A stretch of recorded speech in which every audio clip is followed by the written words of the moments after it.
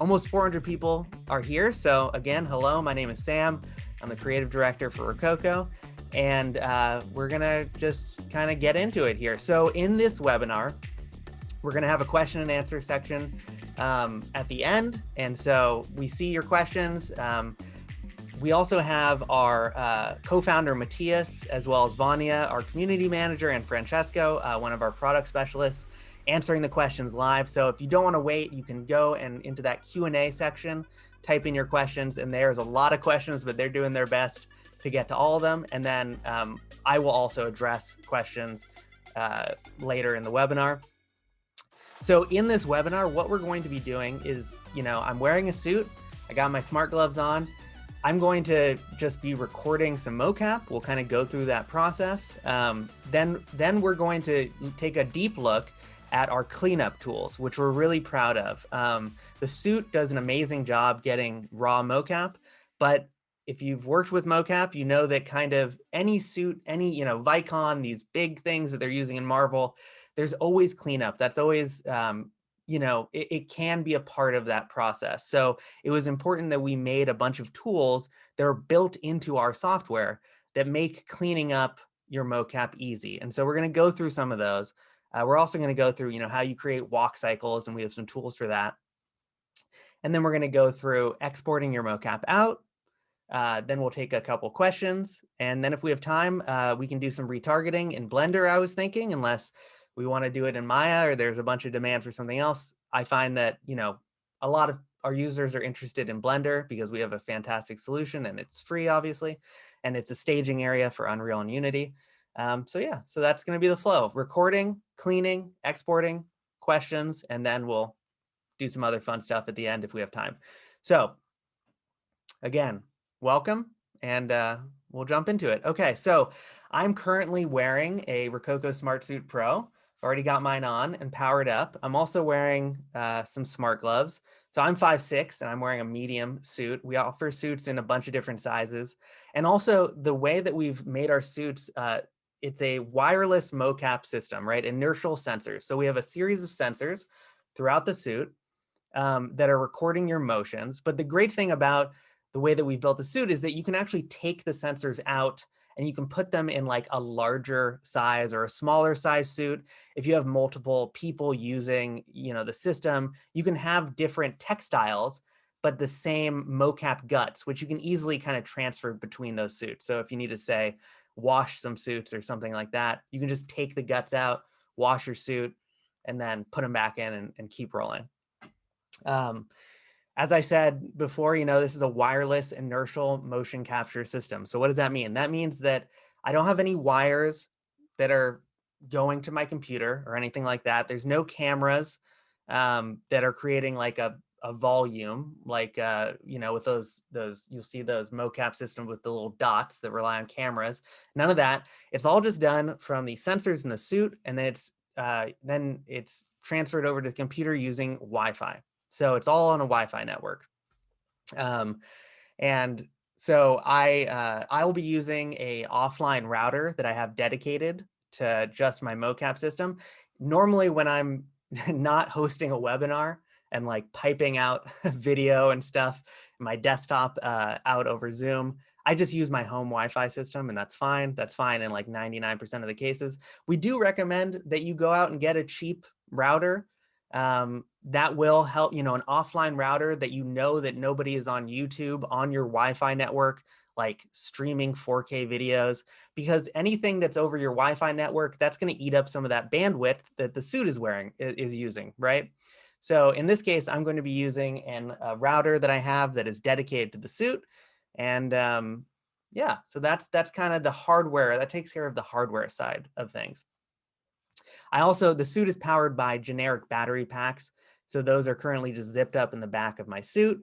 And then I've got wires that you can thread through the arms for the gloves. And the gloves are also powered by that battery pack in the back of my suit. And that's just a generic, I use Anchor battery packs, and they're fantastic. And we have battery recommendations on our website that you can go check out, as well as size guides and more information. Okay. So let's actually get to recording some mocap. That's what we're all here to do, right? I'm going to switch over. There we go. So here we are. And again, I'm using this laptop that I have set up here that's on this offline router, just so we can get the best possible mocap. And so here's Rokoko Studio. We're in Rokoko Studio. So this is our proprietary software that you use to record your mocap in. It's free. You can actually go download it right now for free from our website, rokoko.com. And it comes with a bunch of sample mocap, actually, that you can use for your projects or whatever, if you just want to kind of check out the environment and the workflow.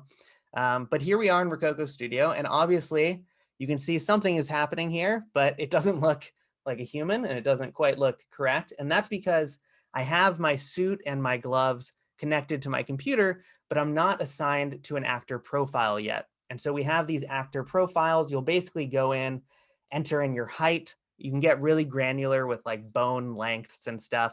Generally, you just need to put in your height, and that helps the mocap system kind of get the best final result. So I will assign my suit to my actor profile, which is just my name, Sam. I will also assign my gloves to that actor profile.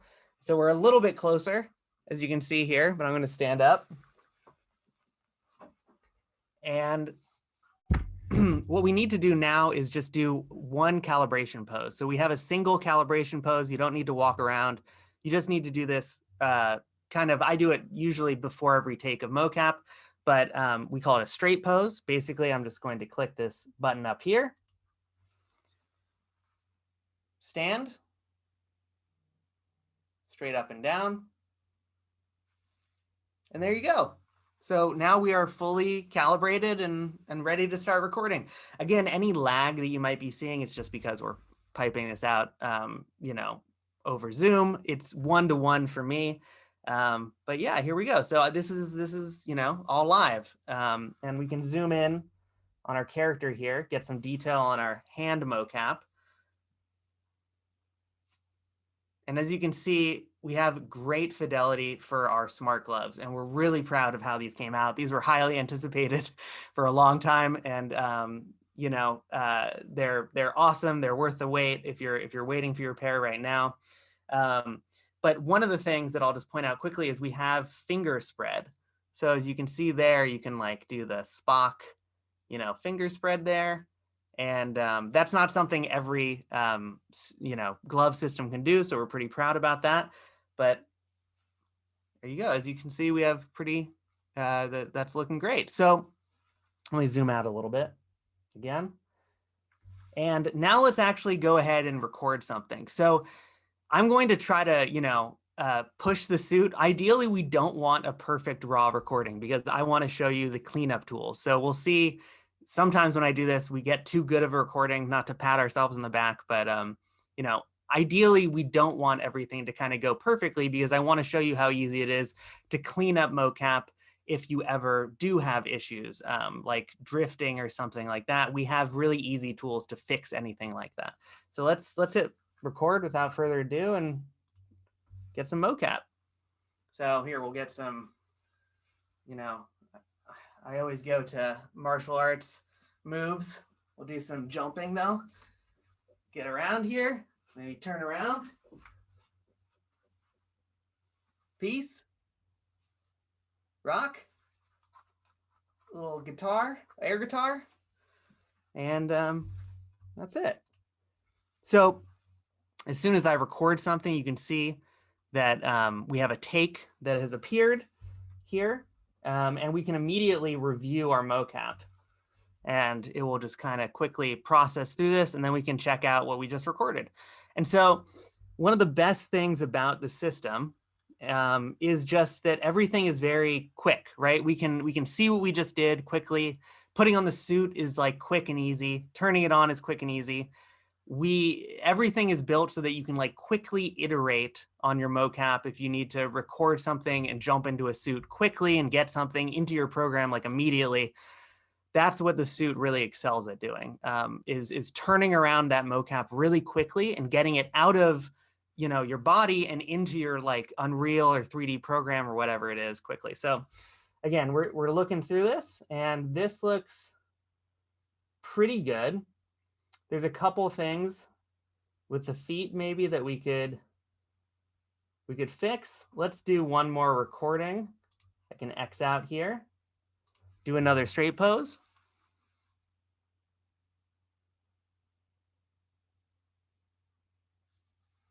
Okay, we'll try to do like a karate kick on this one.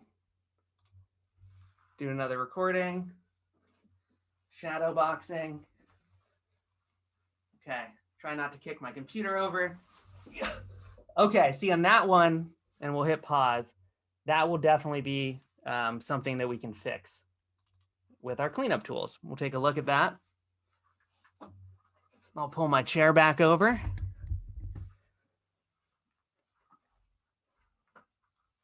So bouncing around. Ooh, look at that. So that leg goes through the ground, right? That's not what happened. So we can fix that really easily using our cleanup tool. So I'm going to hit pause. And actually, I'm going to bring this back to our main camera here. And now what I'm doing is just transferring that recording from Rokoko Studio that we just got. Again, I was doing it on this other laptop over here to get the best possible performance as we're doing this webinar.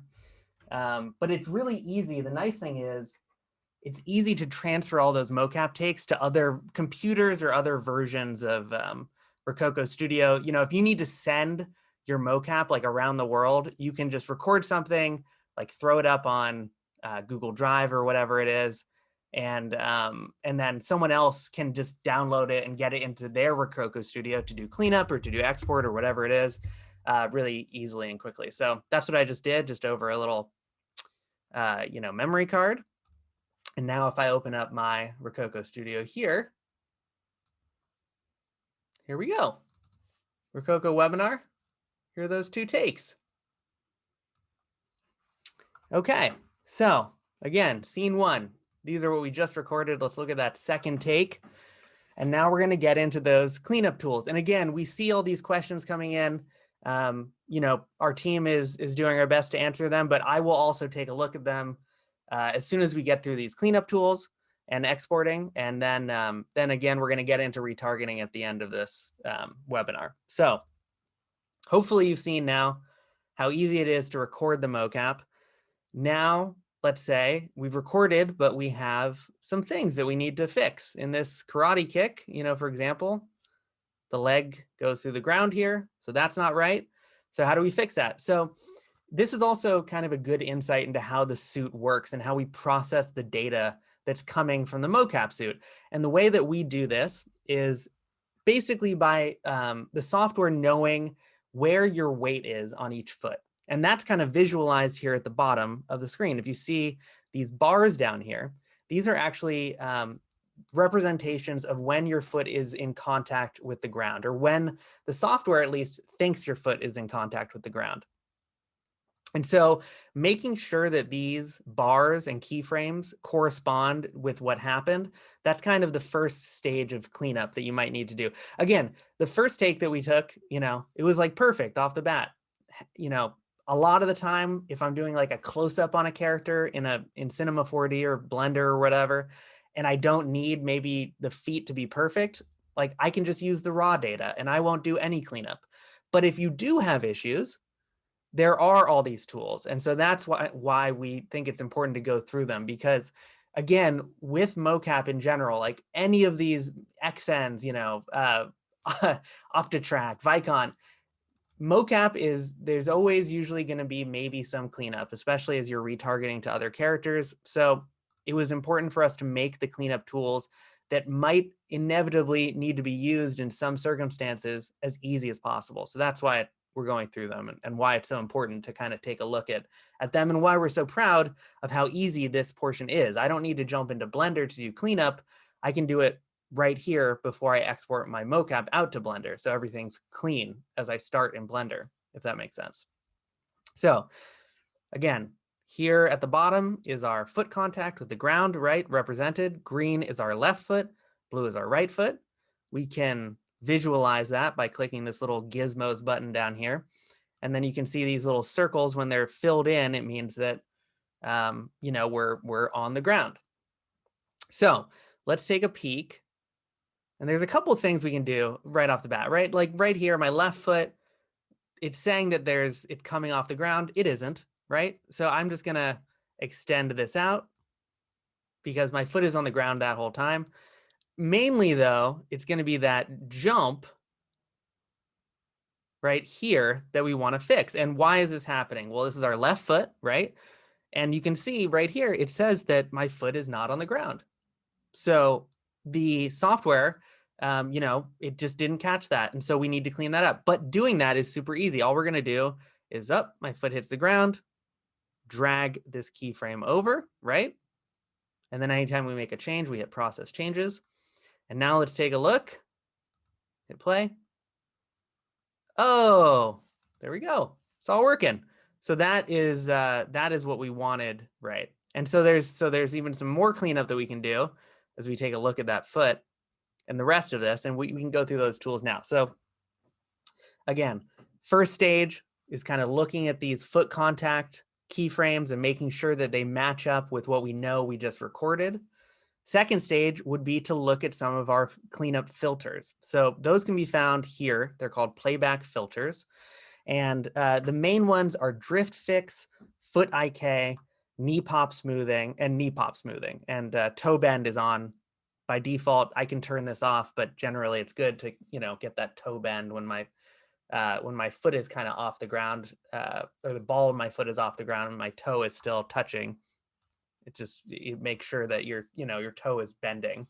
But it's mainly those three, right? It's drift fix, foot IK, and knee pop smoothing. So let's go through those. The first one is drift fix. So while it is unusual, it's possible that you can get magnetic interference sometimes. Again, I almost never have this be a problem unless I'm like shooting and recording mocap on a metal, like a stage. Sometimes we'll have tons of metal running through it. But either way, if you ever notice your character drifting, we have this kind of filter to quickly fix it. And again, we can visualize this drift fix filter by clicking this little gizmos thing down here. And right away, you can see that we have a start position and an end position. So I know that I started and ended my mocap from the same position, right in front of my computer. So if you always kind of make sure that you start and end in the same place, this filter can be great because for example, it looks like there was a tiny bit of drift, but I can just take this up. I can take this end position and just move it back over the start position. And that way that will, nullify any of that slight drift that your character might have had. So this is something that I always just take a peek at. I see if there's any drift. And then if there is, I just move that little end position back to the start position, hit process changes, and that should have eliminated some of that drift. Again, it wasn't really even noticeable when we were looking at it, but I always do this step just in case it makes the fidelity a little bit better. Okay, so that's drift fix. What's the next one? The next one is foot IK, it's called. And so what foot IK is doing is that it's telling the software, and we'll visualize the feet again, that anytime a foot is in contact with the ground, I want that foot to stay in place. I don't want that foot to drift, right? So if we enable it, we'll turn on foot IK, process changes.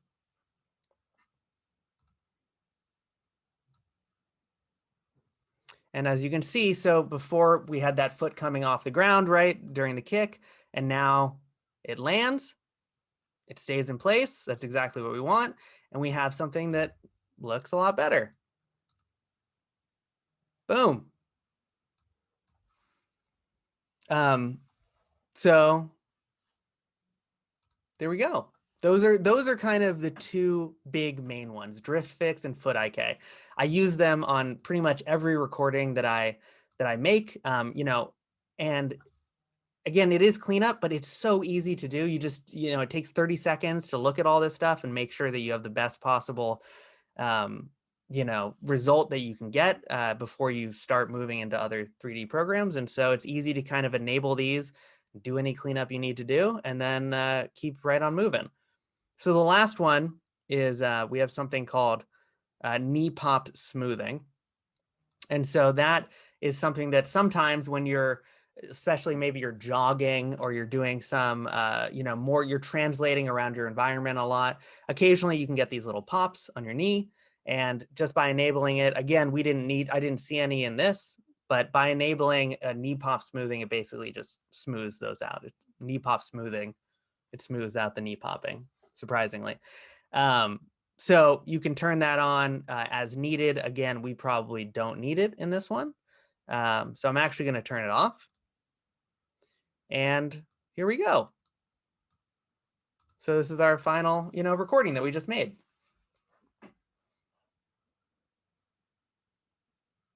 We're just going to watch. Yeah. Looking great. So one more filter. It's not really a filter. It's kind of more of a just a way of looking at your mocap and prepping it, is we have something called Treadmill. So in locomotion, which is the standard mode of recording your mocap, it's looking at those foot contacts and you're translating around the space. If we turn on Treadmill, what it's going to do is lock our hips in place. And so this can be a useful mode if you're, say, sitting down and you know that you're not going to be like moving around, you're in a race car or something, you're doing mocap for being in a starship. This will lock your hips in place. And as you can see here, right, our character isn't actually translating.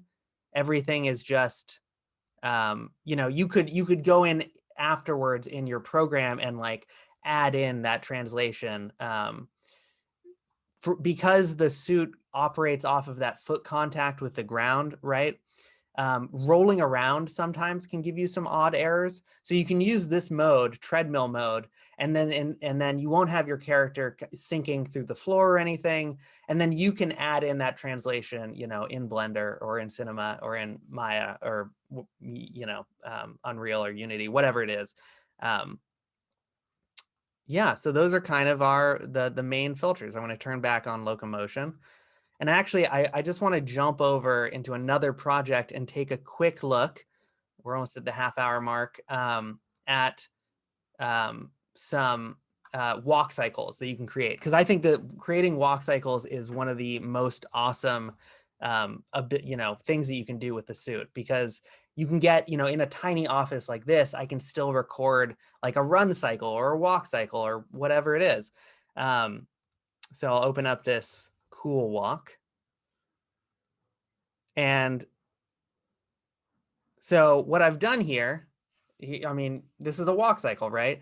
And what I've done is I've added a segment. So you can add segments to your recordings by hitting Shift and then just dragging on the timeline. I'm going to delete this one. But once you've added this segment, you can make it loopable. So I'm going to turn that off, and let's look at what this. So when I initially recorded it, this is me like hitting start on my recording. This is me in my office doing a few steps. And then I just selected kind of a portion that I knew where like my left foot hits the ground at the beginning of my walk. And then it ends at the same place. And I can turn on loopable, and then it kind of automatically creates this looping walk cycle. So this is, when you export this out, it'll export as one loop, which then you can take into, Houdini crowd system or whatever it is for, there's lots of different uses for walk cycles, especially in gaming and stuff. So I think that this is an amazing feature that I haven't really seen in a lot of other mocap programs. And so the fact that you can create these walk cycles in such a tiny area, I just think is really cool. So worth a call out. Let's jump back into our other project here that we were just cleaning. So this is our karate kick again. Boo! And let's just take a quick look at exporting. So we've recorded, we've cleaned. Again, I was talking through a lot, so it took us 20 minutes, but that I could have done all that in 5 minutes or a couple minutes, right? And then I can export out my mocap. So I can rename this take, call it Karate Mocap 01. and then I could right click it and hit export. And so we have a bunch of different export options, which I think are really good to go through as well. So 99% of the time, I think most people are using an FBX. That's what I'm going to export in this case. But we do have BVH, which is for those 3ds Max people out there, the preferred format. And we have tutorials coming for 3ds Max. We know that people want them, so those are coming. But then we also have the CSV and C3D, which are more niche formats, sometimes used in like medical, using the suits for like physiotherapy kind of things. So that we're going to keep it as a FBX, our format.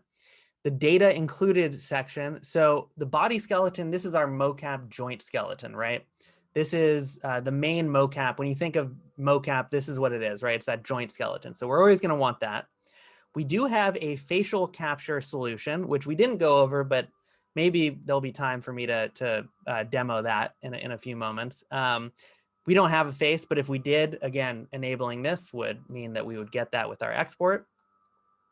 Trackers refers to, you can actually, in the virtual production workflow that we have, you can attach Vive trackers to your suit, and then that will hold your position. It will get your position absolutely from your Vive setup. So that's for virtual production. Again, we don't have any trackers, so we're not going to enable it. Body mesh just refers to the fact that when you click it, it will actually export out a mesh, a geometry mesh with your mocap. This is mainly for Unreal, because when you're importing mocap into Unreal, you need it to have a mesh. So you can turn that option on, and then you can import it into Unreal. FBX settings, we have options here. There could be various reasons for using these different ones. I always leave it at binary because Blender plays well with the binary FBXs, but not the ASCIIs. FBX version. Skeleton, we have a couple options. We have a default kind of proprietary skeleton that's very simple and stripped down. I usually use the Maya Human IK skeleton because I find it's the most universally used, even in other programs like Blender, and I think it's the most reliable, so usually that's what I use. We have a biped skeleton, again, for 3ds Max, and those tutorials are coming, and then a Mixamo skeleton, but I'm going to leave it on Maya. And then finally, we have frames per second. So I'm going to leave it on 30. And then you can choose where you're going to export. So I'll hit export, and there we go. So that was recording some mocap, cleaning it, right? And then exporting it. And now we are ready to bring that mocap into another program and retarget it. And we're ready to go. The last thing that I will mention is that in addition to exporting out your mocap, you can stream your mocap live into pretty much any 3D software at this point. We have plugins for streaming your mocap out live, right? And so let's say you have a Twitch stream and you want to be driving a character in real time in Unreal, and you're gonna, put that Unreal character into your Twitch stream or whatever it is. That would be using our live plugins, which we've developed. And if I click on this Start Live Stream button down here, you can see that we have all of our live stream plugins here: Unity, Unreal, Motion Builder, iClone, Cartoon Animator, Blender, Maya, Houdini, Cinema 4D. We just added Cinema 4D and Houdini, which both are super fun and are working great.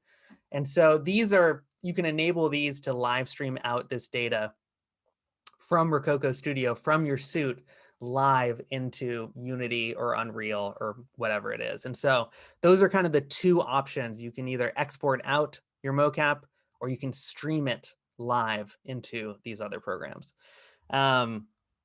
So again, that was kind of the meat of this webinar. That's what we really wanted to show you guys.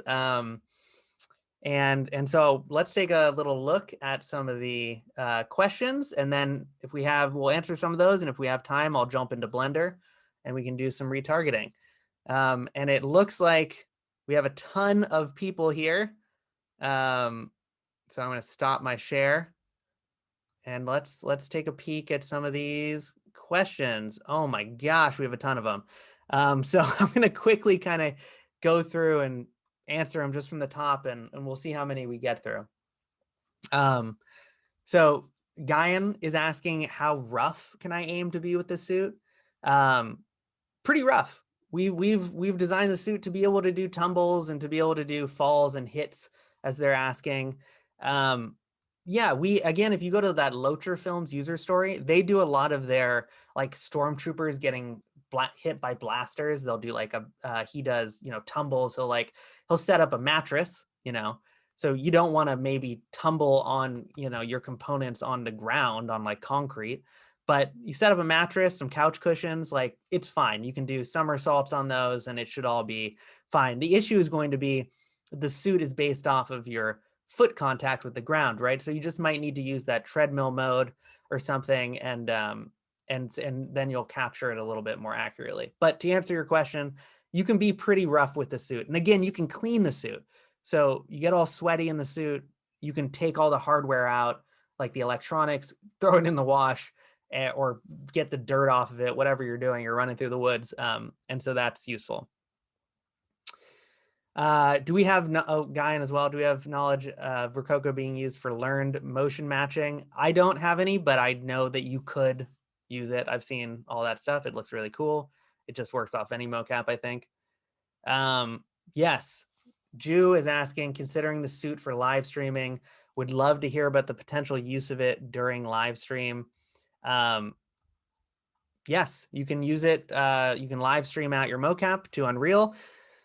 We need to put out more tutorials, which we're working on, especially with the release of MetaHumans. We know that tons of people are interested in this, this live solution for getting mocap to the MetaHumans live. So we have tutorials about this on our YouTube. I encourage you to go check them out. But yes, it's very useful. You want to keep your scenes kind of light, because you've got a lot of stuff going on with your computer, but you can get fantastic, really quick, one-to-one results that would be suitable for like a Twitch live stream. Tyler, what size gloves do you recommend for multiple users? I think most people, I would check our size guide, which we have on our website. So I would do that. Like a small and a medium is probably going to be good for most people. I have small hands, so I'm in a small, and I have quite small hands, and the small is perfect for me. So if you have smaller hands, get a small. That sounds obvious, but I have quite small hands, and I don't need an extra small. A small is perfect for me. Kind of, I don't know what average hands would be, but that's probably a medium. I can use a medium. But you do want to look at the size guide and measure your hands, because you do want it to be, you want the gloves to be tight. Can the sensors be bought without the suit? That is a good question, Michelle Gibson. I'm not sure. I don't think so. The textile itself is you can get extras for, I don't know the exact price, but but you can buy them separately. It's not, the textile is not what's driving the price of the suit, it's the sensors. So I don't think you can buy the sensors without the suit, but hit up customer support. We have a great customer support team, so I encourage you to do that. Is it possible for you to swim with it? So I've heard this question before. I do think it's probably possible. You can get a dry suit and you could go. The problem with water is that the suit works off of Wi-Fi, right? And water tends to play havoc with Wi-Fi because it's a different medium that the signal is traveling through. And so that actually, I think, would be the biggest issue. You could probably surf with it or something where you're out of the water, or jet ski, or you could be around water and you could put on a dry suit, and you could probably be around water. Being underneath water, I haven't tried it. I would guess it wouldn't work that well. So probably a pretty niche use case there. What kind of router do I use? I use an Asus router, but honestly, anything will work. The router, it doesn't need to be fancy. The point of having a offline router is that you just know that there isn't someone giving a webinar on your Wi-Fi network, or is really watching YouTube videos or something. You just don't want that to be happening when you're recording and you're using the Wi-Fi bandwidth, right? So it doesn't need to be a fancy router. You can get like a really cheap one. I use Asus. I use it's a $50 Asus model, which I'll put in the description of the YouTube video when we post the webinar. But the point is that it's not connected to the internet, so you don't have other people using the Wi-Fi. That's kind of the important part about the offline router. It's not the quality of the router. Another router question, yeah, Asus, the generic Asus router I use. I don't know the model. Actor sizes. How much is a suit without the sensors? So that's on our website. I don't actually know off the top of my head. I think it's a couple $100. But you can check our website for that. And just cruising down here. Suit that's made for female bodies. Mine fits well. I would reach out to support with that question. We don't have anything specifically made for female bodies, but we might be able to recommend a different size or something if you're running into, if it's too tight, especially around the chest. I would reach out to our support team who will hit you up, and we can figure something out. Will there be an option to export to an Unreal Engine default skeleton? From Rob. It's coming. It might be in Studio 2.0, but we've heard this feedback a lot, and we are going to be making it easier for you to get this into Unreal. And we're also working on getting our tutorials in Unreal to the point where it's as smooth as possible to get that retargeting happening. Because you have to do the reposing. The Unreal is in the A pose, ours is in a T pose. So it's something we're very aware of and working on. I don't have a definitive timeline on it, but we know about that, and we are it's coming. The Unreal default skeleton. Is the system is limited by the speed of the movements? In the case the movement passes the threshold, do you need to do post-production from Geronimo?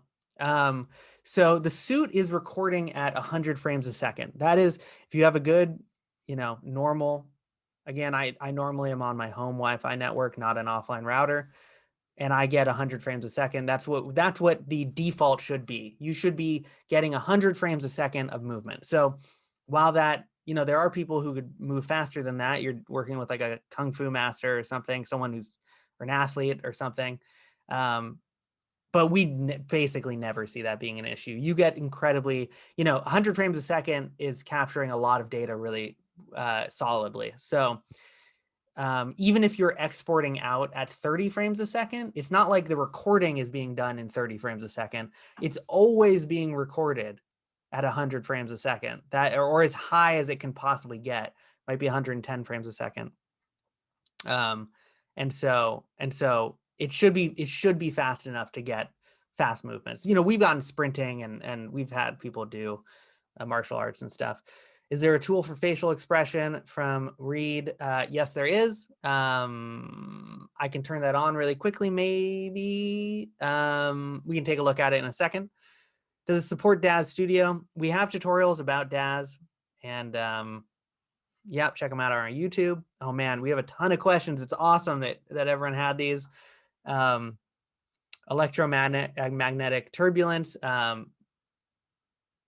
So if you're getting, if you're a user and you're not getting, if you seem to be getting magnetic drift, again, I'm surrounded by metal. The sensors technically are susceptible to magnetic drift, but I don't see that happen very often. And if you're getting that, what you should do is buy an offline router. Get something that's dedicated, and maybe that is kind of what you're missing. It's possible that you have other people on your network or something like that. And then other than that, maybe there's some weird pipes running through your walls that are or you're next to a cell tower or something. You can be affected by magnetic interference. The gloves actually cannot.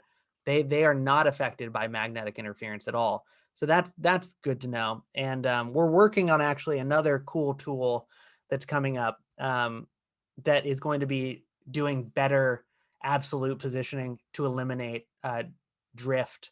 That we can't really talk about right now, but if you're again, hit up support, and then we have another tool coming out soon to help with that. But also check out the router, offline router. Oh man, we have so many of these. I think, I don't even know, I could keep going. But I think our team is going to do their best to answer them. I see a lot about magnetic interference. Import my character mesh into Rokoko Studio. It's coming in Studio 2. Too many questions. I think that we should just do a quick retargeting look, because for people who are new to our entire system, I think it's worthwhile to see. And then keep asking your questions, and our team is going to keep trying to get to them. And I'll just do this quickly, and then I'll jump back into looking at these questions, which again it's awesome to see so many. And you know, it's one of the reasons we love doing these webinars, is we get to actually get feedback and hear from you guys. Okay, I'm going to share my screen again, and we're just going to do a quick retargeting in Blender, because I think that's the biggest catch-all. I saw there's some Cinema 4D people out there. That's my team, OG team, Cinema 4D. We have a great plugin that we just released for that relatively recently. I would check that out. We have tutorials on our YouTube. So check out those tutorials. It works with R23 and higher. It's a great plugin. You can do some awesome stuff with it. And it takes into account, someone was asking a question about the new Cinema 4D tools, and it takes that into account. But okay, so we exported out our mocap from Rokoko Studio before. Here we go. We exported that. Let's pull it into Blender and retarget it onto a character. So first thing I'll do is I'll go grab my character. I have this robot guy that I like to use. When I'm importing into Blender, I always make sure to check automatic bone orientation. Otherwise, you'll get some funky looking results. I got my character. So you want any character you're retargeting to be in a T-pose, which this character is. I'm just going to move this guy over to the side. And now let's go get our mocap. So one of the cool things about our Blender plugin in particular is that just by installing the plugin, it actually makes importing any animated FBX 10% faster, which was just something amazing that was, it just happened. Our amazing Blender developer added this core ability into Blender. So even if you're not using our retargeting tools or live streaming tools in Blender, you should install our add-on, because it just makes importing into Blender faster. So here is that karate mocap again that we exported. I'll import it. Zoop, zoop, zoop. Imports really quick. 10% faster than it would have without our plugin installed. Hit play. And we have our mocap.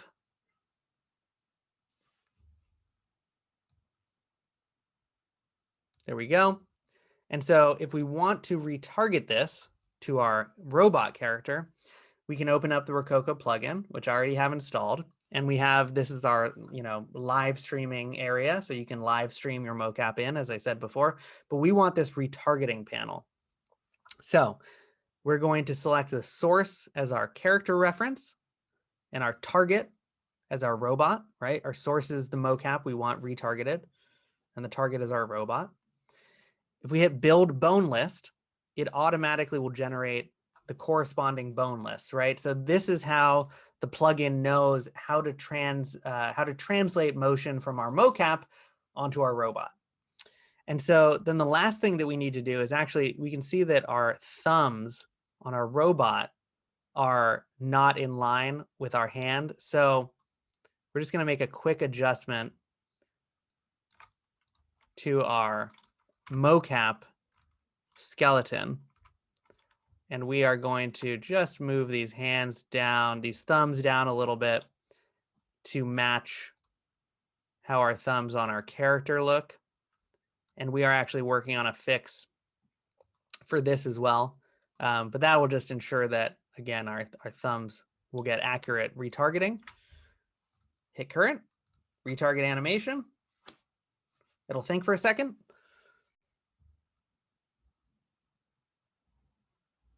Thinking. And you can see that it flattened out our robot hand there. And then we hit play.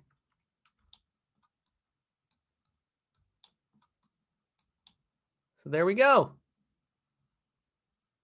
Retargeted. Got our karate kick. And yeah, so again, you know, we tried to make everything as easy as possible. That was the goal with all of this, right? We want to take this really complicated, inaccessible, previously inaccessible thing, Mocap, and make it easier to use, whether it is recording, whether it's cleaning, which again is a big part of all Mocap, cleaning, the exporting. We tried to give as many options as we could, and then we have our plugins on the back end to help with this retargeting and actually using your Mocap in all of these programs. So that was kind of the full, you know, soup to nuts whole way through. That was everything. Somebody was asking about facial Mocap. If you download Rokoko Studio, you can actually, we have these sample Mocap. We have the sample Mocap project that comes with the project that you download. Again, you can download it for free. And we have examples of our facial Mocap system, which works with an iPhone. And we are working on an Android solution. We had one that, again, COVID really screwed up our timing with. So we hear you, Android people. I'm an Android user. But currently, our facial Mocap system, you have to use an iPhone. And this is an example. We have a free app that you get from the App Store, and then you just it hooks up really easily over the same Wi-Fi network, and you can get this amazing facial Mocap. And so the great thing about this facial Mocap, I will say, is that while there are other tools, you know, there's like in Unreal, you have the built-in a couple systems for getting facial Mocap. This is nice because it integrates it all into one file, right? This is all synced up together automatically. It's all built to kind of work together. So that is why I do recommend, if you're thinking about facial Mocap, it basically, it's a, you know, you can add it. It's an add-on that you can get on our website, and you could turn it on for a month. You also get it for free in our 30-day trial of our Pro, our Pro subscription. And so you can test this for free, and then you can turn it on for like a month, or you can turn it on for a year. And there's different pricing options, and depending on how much you need, right? Some people don't need facial Mocap all the time. So you get it for a month, and then you cancel that add-on, and you know, you don't need it. You don't need it all the time, maybe. Okay. So we're coming to the end of an hour. Hopefully this was useful for everyone. I'm going to go back and kind of start looking at some of the options. I think I'm gonna start from the bottom, and hopefully, and I think those are the new ones. So I'm sorry if we've missed you, Daniel. So for now, for the face, do we have to use an iPhone? Yes, we do. You have to use an iPhone. Unfortunately, we are working on an Android solution, and that's just the way it is. It is right now, unfortunately. How many characters can be recorded at the same time? Asked Mohammed. You can have up to 5. So we recommend, I think, you know, again, everything's running off of Wi-Fi. So it depends on how strong your Wi-Fi network is. If you have multiple suits going at the same time, you do want to have an offline router, right? Because you want to use all of that Wi-Fi bandwidth for all of that Mocap data that's going over the, you know, the Wi-Fi. And so yeah, you can have up to 5. It works very well with 2 or 3. With 5, it depends on how good your system, your computer is, maybe. But you can get it with up to 5. You can also like record them independently, and that's kind of what I would recommend generally, unless you're doing like a virtual production type deal. Andre, can you do an Unreal Engine run real fast? I don't think we have time, but we know that there's interest, and we will do more of these webinars, and we'll do like an Unreal one and join for that, and follow our Insta, and we'll be letting people know when we have more of these webinars coming out, because we know there's we need to do one for Unity, Unreal. We want to support you all. but I'm not going to boot it up right now. But we did just release a MetaHumans workflow, and we have another MetaHumans video coming out very shortly. Is it possible to record mocap with the iClone plugin and stream it directly into Unreal using Unreal Live Link? Okay. So no, you can do that. I think what they're saying is they want to stream mocap into iClone to drive a character, and then use the iClone live link to put that character into Unreal. Yes, you can do that. And yeah, you can do that. We also have a video coming out shortly about getting your character creator characters into Blender to do retargeting. So that could also be a way to do that. And we have that tutorial coming out. We know that we have a big iClone crowd, and so we're trying to support you guys. And there'll be more content coming, and maybe a webinar on iClone at some point. Okay. Elon, is Rokoko figuring out your floor height by measuring your right foot? We noticed that raising our left foot do nothing. Raising the right foot causes drifts. I don't know if there's a difference between right and left foot. Not to my knowledge. If you still have that question, reach out to support. Real-time mocap in Blender only works for models initially rigged in T-pose from Mixamo. No, but you do want your models to already be in T-pose. Actually, with the real-time mocap in Blender, it's not as big of a problem. You can move that model into T-pose, and it doesn't have to be the rest pose, doesn't have to be T-pose. So with real-time mocap in Blender, you do need to move your model into T-pose, but it doesn't need to like come in a T-pose, if that makes sense. So hopefully that answered your question. We have tutorials on YouTube I would check out. How do you retarget for game engines? Yeah, so we have Guyan again. We have tutorials about that. I would check it out. When I do my retargeting, I do it either in Blender or Maya. Maya is honestly, and Motion Builder are the best because they're built for animation, and I think that they have the best retargeting solutions. So if you have access to Maya, I would do your retargeting in Maya, but you can do it in Blender as well. And we have, again, that's all free. Our plugin for Blender is free. But my workflow is I think the best workflow is to export your mocap out of Rokoko Studio, retarget it to your character in Maya, and then export it from Maya into Unreal or into Unity or Houdini or whatever it is.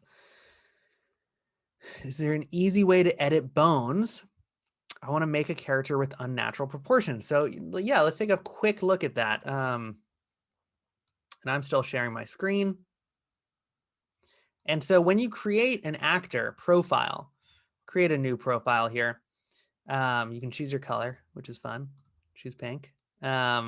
We have 2 different body types, male and female, which you can choose depending on your body type. So normally what we do is we will just put in your height, and that's enough. But if you want to get granular and you want to make a character with crazy proportions, you can do that here. But really the way that this should be used is not to make a character with crazy proportions. You want your actor profile to most closely match the performer, not the character, because you're trying to get accurate mocap. That other, and like you can play around maybe with these bone sizes and get a very unique result. If you're trying to do a T-Rex or like a Jabba the Hutt or something, you can play with these and you can get like weird horror movie, style results. But really the goal with your actor profile is to match you. You want to be doing that retargeting to like another character adjustments, maybe in another program, because again, your actor profile, you're trying to get the more it knows about what your proportions are, the more accurate the mocap recording will be. And that's what you want. You want accurate mocap recording. If you want to then retarget it to another character, it's kind of it's a whole nother thing kind of. So I would, you can play around. This is where you find that if you want to, have feet that are 10 feet long, go ahead and you can try that. But generally our recommendation is, try to create an actor profile. First of all, just use your height because that's going to work 9 times out of 10.